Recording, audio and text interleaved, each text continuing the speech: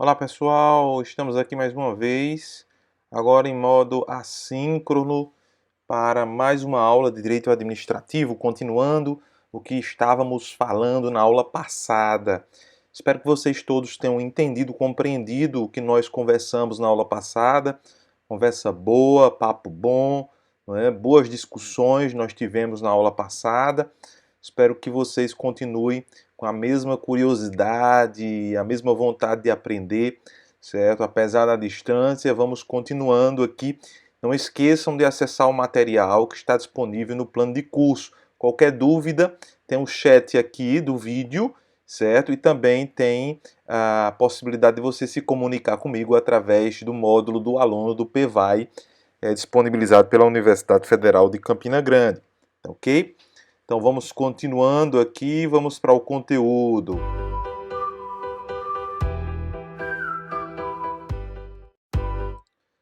Bom, vou projetar aqui o material na tela, ok? Então nós vimos que o direito administrativo, ele teve e tem ainda um período evolutivo bastante consistente, né? Teve um período evolutivo que acompanhou o crescimento da burocracia estatal, o crescimento do Estado, da burocracia estatal, proporcionou um aprimoramento do direito administrativo. Na verdade, por necessidade, muito mais por necessidade de normatizar o funcionamento do Estado, necessidade de normatizar os mecanismos, processos e procedimentos do Estado. Portanto, certo, o crescimento da estrutura estatal proporciona a necessidade de regras administrativas fundamentais para o funcionamento do Estado, tá ok? Então, o Estado, a presença do Estado corporificada por essa expressão chamada Estado de polícia, passa a ser estado de bem-estar, passa a ser um Estado que busca proporcionar o bem-estar para a população. Não o Estado apenas corporificado, caracterizado pela força, pelo braço forte, né? Mas agora o Estado buscando engendrar, reunir esforços para promover o bem-estar à população, para a promoção do bem-estar. Isso vai resultar já no século XX na elaboração de políticas públicas, no avanço dessa teoria acerca da administração, que impacta diretamente no direito administrativo, com a necessidade de estabelecer regras para a consolidação de políticas públicas que visassem o bem-estar social, o bem-estar da sociedade. Então, o direito administrativo francês, que nos influencia, desenvolveu um direito baseado na separação dos poderes, por entender que não se podia submeter ao judiciário, que era o caso deles, né, questões pertinentes à administração de outro poder. Então, o judiciário tinha essa prerrogativa na França. Então, houve essa mudança que nos influenciou. O poder administrativo passa para o poder executivo. Isso não quer dizer, mais modernamente, nós passamos também a compreender que o judiciário e o legislativo também administram enquanto função estatal. Há uma separação entre funções, como nós já vimos na disciplina Direito Constitucional, há uma separação entre executivo, judiciário e legislativo de forma coordenada e harmônica entre si. Cada um exerce sua atividade prioritária.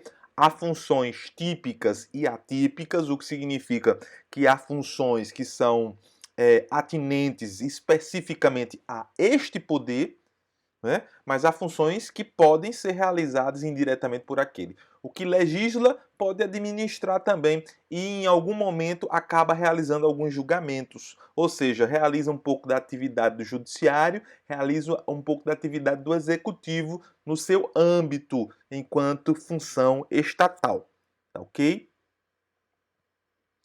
Então, o nosso direito administrativo é influenciado por essa perspectiva de mudança de prisma, né?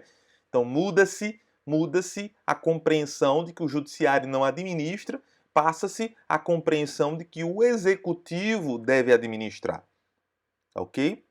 Então, surge o contencioso administrativo pós-revolução, a dualidade na jurisdição, a possibilidade de estabelecer um contencioso ou um conflito administrativo, através do estabelecimento de uma discussão acerca dos procedimentos da administração, tá certo? E o direito privado prepondera à época enquanto teoria da responsabilidade estatal. Isso depois passa a ser relacionado ao direito público, certo? Ao direito público. No século XIX, fortalecia-se a compreensão de que o Estado, sendo parte no processo, seria imprescindível a aplicação de normas específicas. Então, fortalecia-se a compreensão de que o Estado, sendo parte no processo, seria imprescindível a aplicação de normas específicas. Normas específicas a quê? A administração, a execução da administração pública. Tá ok? Não havia espaço para o direito administrativo nos estados totalitários. Então não podemos dizer que havia um direito administrativo, certo? Na real acepção do termo, em estados totalitários, estados despóticos, estados ditatoriais, não possuem direito administrativo como nós visualizamos, um direito administrativo focado no bem-estar da população e principalmente um direito administrativo é baseado em princípios democráticos. Entendemos que o direito administrativo ele segue um caminho consentâneo com as necessidades da população à medida em que ele está conectado com os princípios democráticos. Do contrário, ele não é um direito administrativo. Ele é qualquer coisa que tenta, que busca a manutenção do poder de quem está lá centralizando as forças do Estado em suas mãos. Certo? O direito administrativo, em verdade, ele busca preservar a teoria da separação dos poderes e preservar as prerrogativas do Estado com foco no bem-estar da população. Ok? Então, a base do direito administrativo vem do direito constitucional, principalmente, como nós vimos na disciplina passada. O direito constitucional traz diversos princípios do direito administrativo e dispositivos legais relacionados com o direito administrativo, ok? Então, uma premissa seria que não seria possível tratar o Estado através do direito privado, certo? Uma vez que o Estado trata da coletividade, o direito privado não trata da coletividade, como nós já vimos na disciplina Instituições do Direito Privado. O direito privado vai buscar o tratamento das individualidades, das questões individuais e não das questões coletivas. Se nós queremos o tratamento das questões coletivas, das questões eminentemente públicas, aí buscamos o direito público. Por isso que o direito administrativo está muito mais relacionado ao direito público do que efetivamente ao direito privado. O direito administrativo francês já adotava no século XIX os seguintes princípios: o princípio da separação administrativa e judiciária, havia a possibilidade de contenciosos administrativos e contenciosos judiciários, ou seja, conflitos administrativos e conflitos judiciários, decisões executórias, decisões que devem e podem ser executadas, ou seja, serem efetivas ou efetivadas, legalidade, o princípio da legalidade, o princípio da base no direito, certo? A base da administração seria a legalidade, a base do direito administrativo na administração seria a legalidade, a aplicação das normativas relacionadas com o direito, a responsabilidade do poder público, certo? Diz respeito a esse direito administrativo. Não seria uma carta branca para o poder público realizar o que quisesse. O direito administrativo traria limites para a ação do próprio governante, para as ações realizadas em representação ao Estado. Mesmo que se representasse o Estado, isso não daria, de forma alguma, carta branca para o governante realizar o que desejasse. Então, esse tempo é passado. O tempo presente e futuro é no sentido de evolução desse direito administrativo. Evolução no sentido de dar as prerrogativas corretas, as prerrogativas baseadas na democracia, para que o governante possa, através de políticas públicas, realizar o bem-estar da sociedade. Então, o direito administrativo francês significou o rompimento brusco com o regime anterior, o regime absolutista. O regime que tinha no direito administrativo, ou nas regras de direito administrativo, ou que se relacionavam com o direito administrativo, regras que serviam para a manutenção única e exclusivamente do poder, e não para a consecução do bem-estar da população. Eram normas desconectadas de uma democracia. Então, os sistemas de direito administrativo basicamente são o sistema anglo-americano, supremacia do judiciário, e o sistema europeu continental, separação dos poderes, que foi adotado por nós. O sistema europeu continental, certo? Baseado na separação dos poderes. Então, mais atuação do Estado no campo social e econômico, portanto, mais regulação do Estado. Para aqueles que defendem o Estado mínimo, na verdade, mesmo que o Estado supostamente seja mínimo, a atuação dele é imprescindível. Porque há uma necessidade de mais atuação do Estado no campo social e econômico, portanto, mais regulação do Estado. O direito administrativo brasileiro tem uma influência portuguesa também. Tá certo? Seu desenvolvimento foi prejudicado pela concentração de poder, principalmente, E durante a República, o direito administrativo é usado apenas para organizar a administração pública. Apenas com essa finalidade, organizar a administração pública.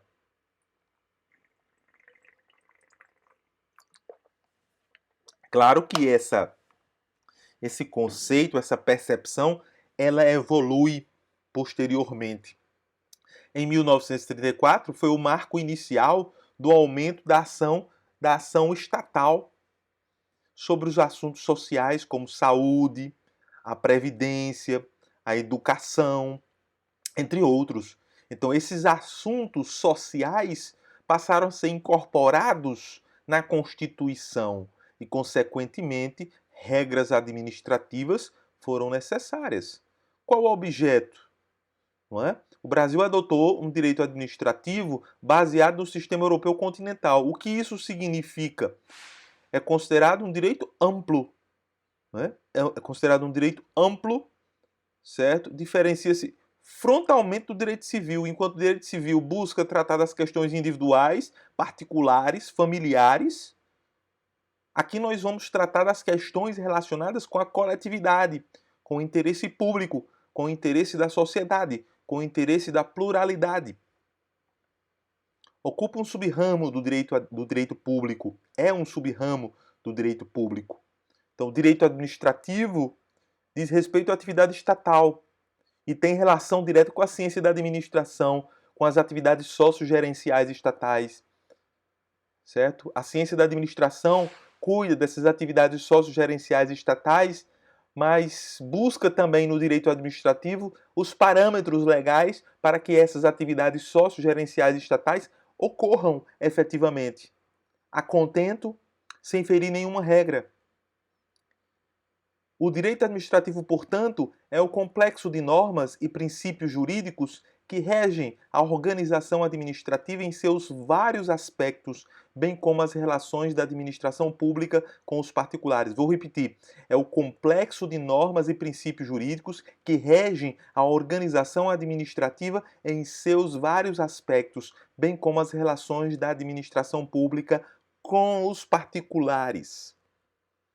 Já a ciência da administração é aquela concernente à valoração da interferência do Estado na ordem econômica e social, abrangendo os aspectos da utilidade e oportunidade dessa ação. E aí o direito administrativo entra como suporte desse processo. Critérios de compreensão do direito administrativo. Primeiro critério seria aquele critério relacionado com a escola do serviço público, restrito à compreensão do Estado como provedor do serviço público. Ausentava-se o poder de polícia do Estado. Então ali você só tinha uma compreensão restrita que o Estado deveria prover o serviço público. Pronto, ponto final. Essa era a escola do serviço público. A compreensão a partir do poder executivo ligava o direito administrativo ao poder executivo, sendo aquele que monopolizaria as prerrogativas de administração do Estado. A dimensão das relações jurídicas. Não é só o direito administrativo que rege as relações entre a administração e os administrados. Tem o direito penal, tem o direito processual penal, tem o direito eleitoral, tem o direito tributário. E a dimensão teleológica, sistema de princípios jurídicos que regulam a atividade do Estado para o cumprimento de seus fins. Gosto muito dessa dimensão. Normas que disciplinam a atividade concreta do Estado. Então, sistema de princípios jurídicos que regulam a atividade do Estado para o cumprimento de seus fins. Normas que disciplinam a atividade concreta do Estado, portanto. A dimensão negativo-residual excluem-se as atividades legislativas, judiciárias e patrimoniais. Excluindo-se essas atividades, o que sobra seria relacionado com o direito administrativo. A outra dimensão, distinção entre a atividade jurídica e social do Estado. É o conjunto dos princípios que regulam a atividade jurídica não contenciosa do Estado e a constituição dos órgãos e meios de sua ação em geral. A distinção entre a atividade jurídica e social do Estado seria outra dimensão referente ao direito administrativo, que diz respeito ao conjunto dos princípios que regulam a atividade jurídica não contenciosa do Estado e a constituição dos órgãos e meios de sua ação em geral. E a dimensão da administração pública. O direito administrativo é o conjunto de princípios que regem a relação com o público, a relação com o coletivo. Outras definições acerca do direito administrativo: conjunto harmônico de princípios jurídicos que regem os órgãos, os agentes e as atividades públicas, tendentes a realizar concreta, direta e imediatamente os fins desejados pelo Estado. Conjunto harmônico de princípios jurídicos que regem os órgãos, os agentes e as atividades públicas, tendentes a realizar concreta, direta e imediatamente os fins desejados pelo Estado. Ramo do direito público que tem por objeto os órgãos, agentes e pessoas jurídicas administrativas que integram a administração pública, a atividade jurídica não contenciosa que exerce a atividade jurídica não contenciosa que exerce e os bens de que se utiliza para a consecução de seus fins de natureza pública. Segundo de Pietro, direito administrativo é o ramo do direito público que tem por objeto os órgãos, agentes e pessoas jurídicas administrativas que integram a administração pública, a atividade jurídica não contenciosa que exerce e os bens de que se utiliza para a consecução de seus fins de natureza pública.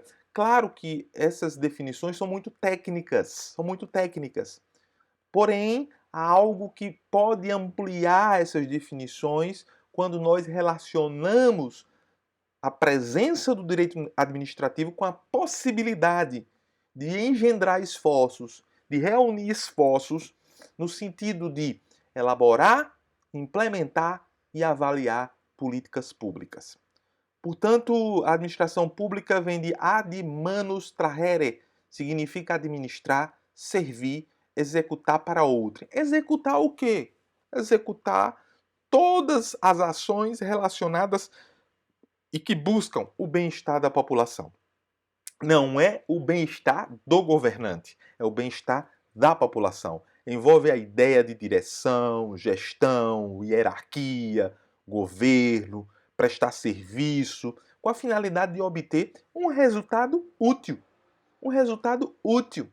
Um resultado que traga algo de bom ou um bem-estar à população.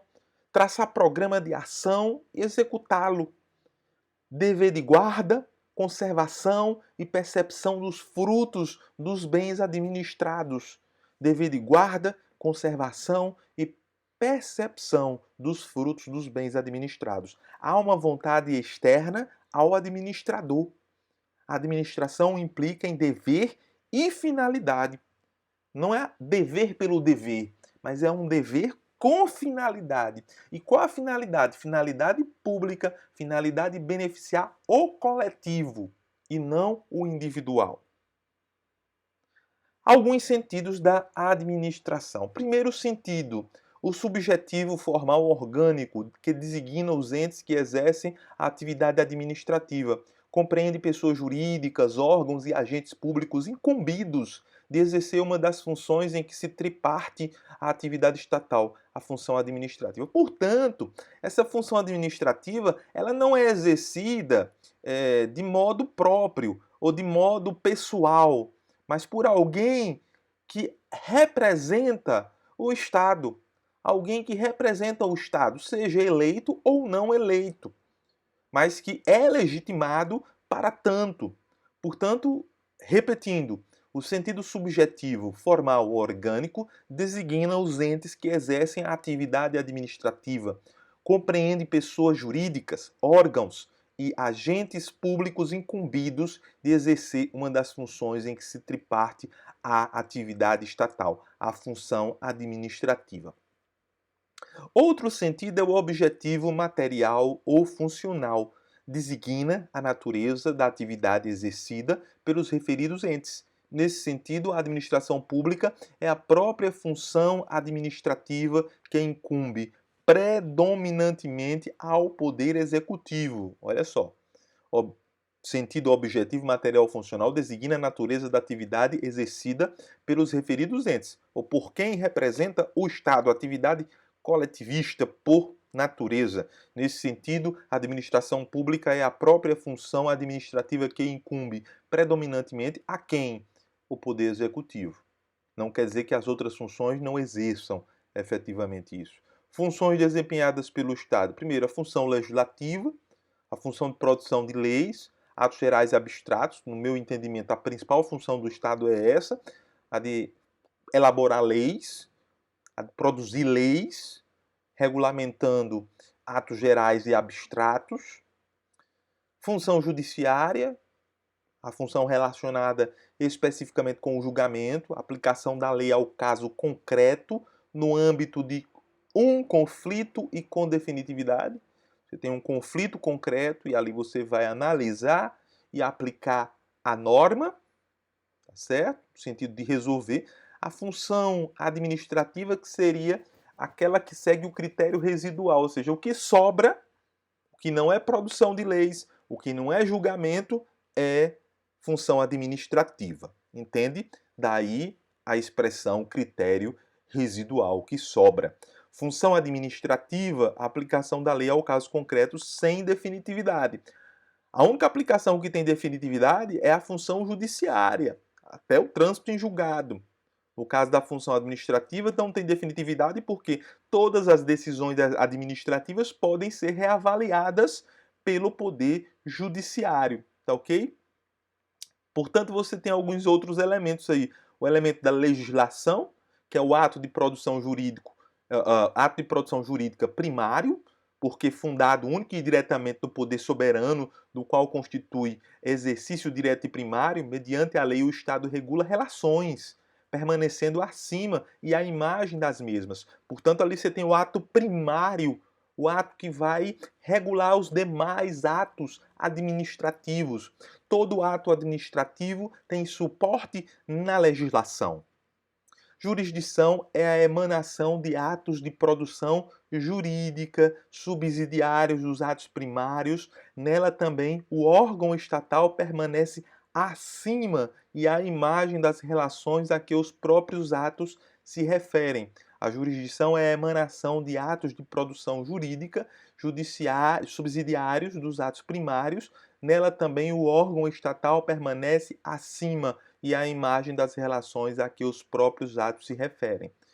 A administração é a emanação de atos de produção jurídica complementares, em aplicação concreta do ato de produção jurídica primário, ou seja, da legalidade e abstratos contidos na lei. Nessa função, o órgão estatal atua como parte das relações às que se referem, tal como ocorre nas relações de direito privado.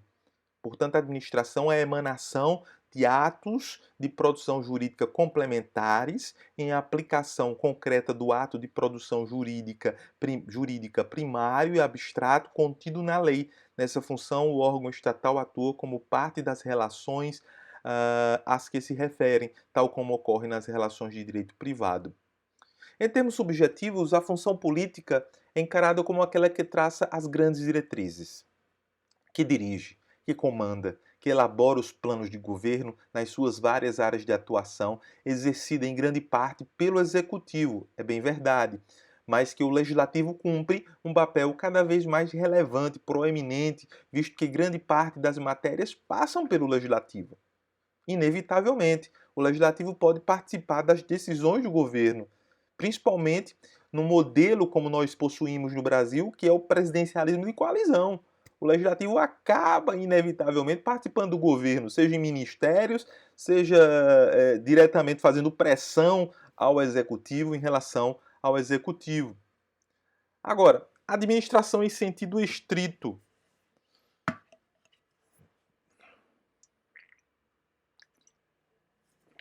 Em sentido estrito, você pode ter, em sentido subjetivo, as pessoas jurídicas, órgãos e agentes públicos que exercem a função administrativa. Alguém vai exercer a função administrativa. Não existe uma entidade fantasmagórica que vai realizar isso, de forma alguma. Alguém fisicamente vai realizar isso. Alguém fisicamente vai realizar isso, representando o Estado. Em sentido objetivo, a atividade administrativa é exercida por aqueles entes. Então, essas pessoas exercem atos, atividades, que é o sentido objetivo da administração em si. Portanto, a administração pública é o objeto de estudo do direito administrativo, enquanto que o governo e a função política são mais objeto do direito constitucional. Enquanto a administração pública cuida do estudo do direito administrativo, certo? O governo e a função política são mais objeto do direito constitucional. Então, em sentido objetivo, você tem o fomento, a polícia administrativa, o serviço público e a intervenção, certo? O fomento, a polícia administrativa, o serviço público e a intervenção fazem parte desse direito administrativo. Em sentido subjetivo, primeiro temos que considerar os sujeitos que exercem a atividade administrativa. A administração pública abrange todos os entes aos quais a lei atribui o exercício dessa função. Então, as pessoas que vão exercer, pessoas jurídicas que têm relação diretamente com o Estado e que representam o Estado. Portanto, você tem aí uma administração direta e indireta. Uma administração que está diretamente ligada ao Estado e outra indireta que tem funções prioritariamente estatais, mas que possui também um pé no direito privado. Um exemplo. O conjunto de órgãos e de pessoas jurídicas aos quais a lei atribui o exercício da função administrativa do Estado. O conjunto de órgãos e de pessoas jurídicas aos quais a lei atribui o exercício da função administrativa do Estado. Agora, é importante sabermos quais são as fontes do direito administrativo. De onde vem o direito administrativo? Estudamos fontes lá em instituições do direito público-privado. Quais são as fontes do direito? Não é diferente aqui no direito administrativo. Quais são as fontes do direito administrativo? Primeiro, a lei. A lei é fonte do direito administrativo. Os costumes também influenciam o direito administrativo. Os princípios gerais do direito também têm relação com o direito administrativo. A jurisprudência, os julgados dos tribunais superiores, consolidados nos tribunais superiores, repetidos nos tribunais superiores, também essa jurisprudência impacta diretamente no direito administrativo, é fonte de direito administrativo. E a doutrina. Ou seja, as pesquisas, não é? Os escritos, os livros, tudo que é produzido com foco no direito administrativo. Portanto, nós temos aí, por fim, uma pirâmide que demonstra a hierarquia normativa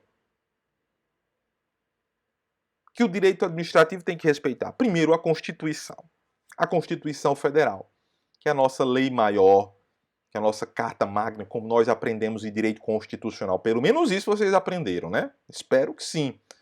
Depois, leis, abaixo, regulamentos, portarias, instruções normativas e demais documentos legais e contratos. Todos esses devem estar de acordo com a ponta da pirâmide, com o vértice superior da pirâmide, a Constituição. Ok? Fundamental isso. Entendido, gente? Compreendido até agora? Então, vamos avançar. Vamos continuar falando sobre o regime jurídico administrativo presente no direito administrativo, ok? Então, temos regimes jurídicos do direito. Temos regimes jurídicos. Temos um regime jurídico público. Temos um regime jurídico público que tem relação com o direito público em si, tem relação com a coletividade, relação com a sociedade, com a pluralidade. E temos o regime jurídico privado, aquele relacionado com a individualidade, com os interesses familiares, com os interesses privados. A Constituição Federal de 88, lá no artigo 173, do seu texto, fala o seguinte: ressalvados os casos previstos nesta Constituição, a exploração direta da atividade econômica pelo Estado só será permitida quando necessária aos imperativos da segurança nacional ou a relevante interesse coletivo, conforme definidos em lei. Aí nós temos, de forma explícita, o regime jurídico público. Veja que o constituinte originário, aquele que elaborou a lei, destinou as atividades privadas de forma excepcional ao Estado. Vou reler. Artigo 173 da Constituição Federal de 88 fala o seguinte: ressalvados os casos previstos nesta Constituição, a exploração direta de atividade econômica pelo Estado só será permitida, grifem, só será permitida, quando necessária aos imperativos da segurança nacional de todos ou a relevante interesse coletivo de todos. Segurança nacional e a relevante interesse coletivo. Do contrário, não é interessante, não é importante, não é relevante que o Estado atue na iniciativa privada. E lá no parágrafo 1º nós temos que a lei estabelecerá o estatuto jurídico da empresa pública, da sociedade de economia mista e de suas subsidiárias que explorem a atividade econômica de produção ou comercialização de bens ou de prestação de serviços. Né? Então, o que acontece? Se a atividade for relevante para a segurança nacional e para o interesse coletivo, ou para o interesse coletivo, o que é que vai acontecer? Quem é que vai estabelecer o estatuto jurídico do empreendimento? A lei. A lei que é o documento geral. A lei que é o documento coletivo que vai estabelecer esse interesse público e vai fundamentar o interesse público desse empreendimento. Artigo 175 fala que incumbe ao poder público, na forma da lei, diretamente ou sob regime de concessão ou permissão, sempre através de licitação, a prestação de serviços públicos. Então, os serviços públicos podem ser prestados direto ou indiretamente pelo poder público. Mesmo que ele conceda a uma empresa privada, o serviço continua sendo público e regulado necessariamente pelo Estado. E regulado necessariamente pelo Estado. O Estado precisa, necessita, inarredavelmente, regular esses serviços públicos, mesmo que sejam providos pelo setor privado. A administração pública nunca se submete integralmente ao direito público. Por quê? Porque há a possibilidade de empresas públicas que têm um estatuto público, mas que também têm regras privadas, porque a empresa está no mercado. Estabelecimento de um regime jurídico administrativo. Aí nós teríamos um regime jurídico administrativo com regras, em sua maioria, de natureza pública. Onde o interesse público tem a primazia. Ele é prioritário. O regime jurídico administrativo insere a administração numa posição privilegiada, vertical, na relação jurídico-administrativa. O regime jurídico administrativo insere a administração numa posição privilegiada, vertical, na relação jurídico-administrativa, visto que a administração está relacionada com o provimento, a realização do bem-estar da sociedade. Daí ela está no vértice da pirâmide, no topo da pirâmide. Do contrário, ela não seria importante. Ela não tem importância em si mesma. Ela tem importância na realização do bem-estar da sociedade ou do interesse coletivo. Então, esse regime traz em si traços de autoridade, de supremacia sobre o indivíduo, com vistas à consecução do interesse geral ou de interesse geral. Então, esse regime traz em si traços de autoridade e de supremacia sobre o indivíduo, com vistas à consecução de interesse geral. Há prerrogativas ou privilégios, há sujeições ou restrições, há prerrogativas ou privilégios. Prerrogativas porque ali se está representando o Estado. Há sujeições ou restrições porque o Estado tem poder de polícia, pode fazer cumprir as suas normas, mesmo numa democracia. Então você tem um indivíduo que necessita ter seus interesses também, digamos assim, cumpridos, mas que não é a prioridade. A prioridade é justamente o interesse coletivo, do conjunto de indivíduos. Há uma autoridade proveniente e baseada nesse direito administrativo em busca da supremacia de quê, gente? Do interesse público. Do interesse público.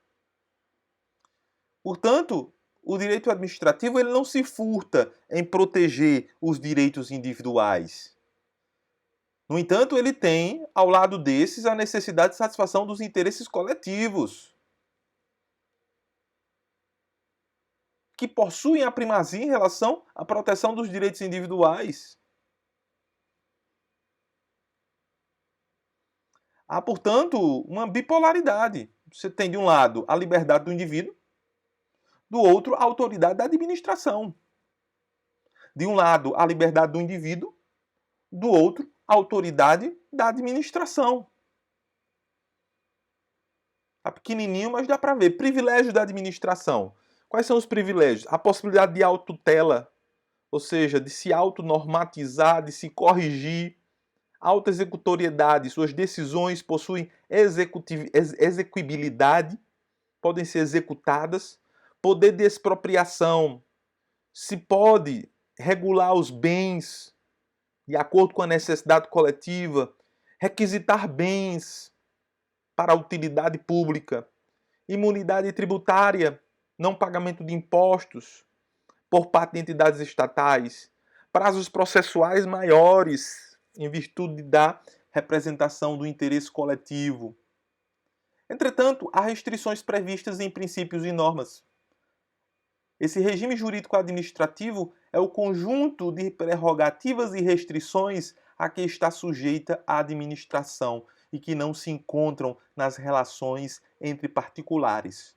O regime jurídico administrativo é o conjunto de prerrogativas e restrições a que está sujeita a administração e que não se encontram nas relações entre particulares. Ok? Então, o regime jurídico administrativo é o conjunto de princípios e normas que dão identidade ao direito administrativo. O regime jurídico administrativo é o conjunto de princípios e normas que dão identidade ao direito administrativo, que diferencia o direito administrativo de outros direitos. De Pietro fala que basicamente pode-se dizer que o regime jurídico administrativo resume-se a duas palavras apenas: prerrogativas e sujeições. Existem prerrogativas por ser direito administrativo representando as normativas coletivas estatais, e sujeições, subordinações a partir da determinação do direito administrativo. E aí nós nos encaminhamos para o fim da aula de hoje, né? Mais condensada aqui, mas deixando já o recado para que vocês estudem, complementem essa aula com os estudos, com as leituras do plano de curso. O que são princípios, efetivamente? O que são princípios? Me digam, o que são princípios? Princípio nos indica algo que é inicial, algo que é fundamental, algo que é básico, algo que é basilar, algo que se relaciona à primazia. Proposições básicas, fundamentais, típicas, que condicionam todas as estruturações subsequentes. Portanto, a lei, como estrutura maior, seria baseada em princípios. O princípio é a proposição básica, fundamental, típica. E ela vai condicionar essas estruturações subsequentes, que são as leis. Então, os princípios resultam no necessário equilíbrio entre os direitos dos administrados, o direito dos administrados, nós, e as prerrogativas da administração, que representa o Estado. Entre nós e eles. O artigo 37 fala claramente alguns princípios. Administração pública, direta e indireta, de qualquer dos poderes da União, dos Estados, do Distrito Federal e dos municípios, obedecerá aos princípios de legalidade, impessoalidade, moralidade, publicidade e eficiência. E também ao seguinte, né? Ele vai destrinchar mais ainda. Repetindo, o artigo 37 da Constituição fala o seguinte: a administração pública direta e indireta de qualquer dos poderes da União, dos Estados, do Distrito Federal e dos municípios obedecerá aos seguintes princípios de legalidade, impessoalidade, moralidade, publicidade e eficiência, e também aos seguintes.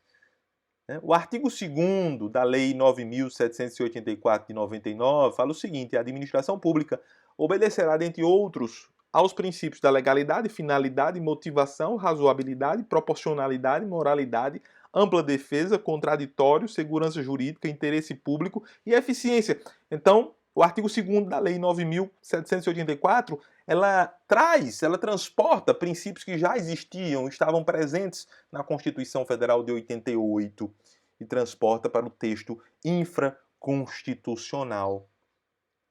Tá ok? É o princípio da legalidade, impessoalidade, moralidade, publicidade e eficiência, o chamado LIMP. Vou voltar aqui.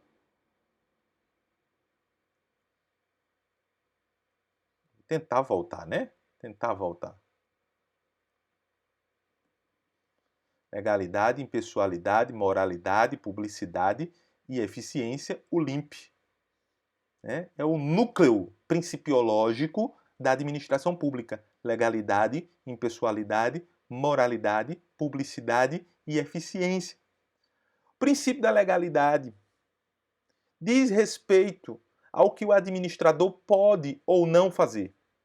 Então, o administrador público só pode fazer o que está previsto em lei. Não é o que ele quer, o que ele opta, o que ele escolhe, mas sim o que a lei determina, estabelece e o autoriza. Ou seja, não há autonomia de vontade.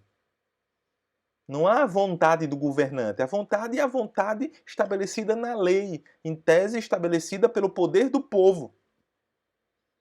No mundo privado, pode-se fazer tudo o que a lei não proíbe. No mundo público, não. É só o que a lei autoriza.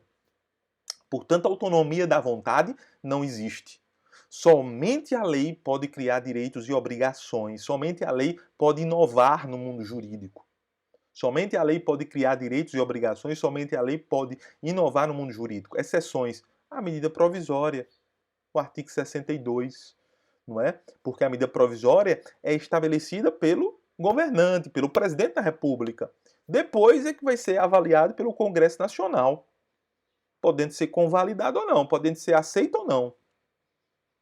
Mas é uma peça que tem efetividade imediata, a partir da sua elaboração, publicação no Diário Oficial da União. Esse princípio da legalidade garante o respeito aos direitos individuais, estabelece limite claro da atuação da administração. Então, balizamento, o que é que a administração pode fazer ou não efetivamente. A vontade da administração advém de onde, gente? Advém da lei. Advém da lei, não esqueçam disso. Portanto, o regime da autonomia da vontade passa a ser um regime da legalidade estrita, que é o regime administrativo por excelência, regime da legalidade estrita. Lá no artigo 5º da Constituição, nós temos o seguinte: ninguém será obrigado a fazer ou deixar de fazer alguma coisa senão em virtude da lei, virtude de lei. Nós temos o princípio da legalidade de forma explícita no artigo 5º, inciso 2º. Ninguém será obrigado a fazer ou deixar de fazer alguma coisa senão em virtude de lei. E a supremacia do interesse público, que deve inspirar o legislador e vincular a autoridade administrativa. A autoridade administrativa deve estar vinculada a esse interesse público. E daí nós deixamos para a próxima aula, certo, o aprofundamento em relação a esse princípio, certo, do interesse público.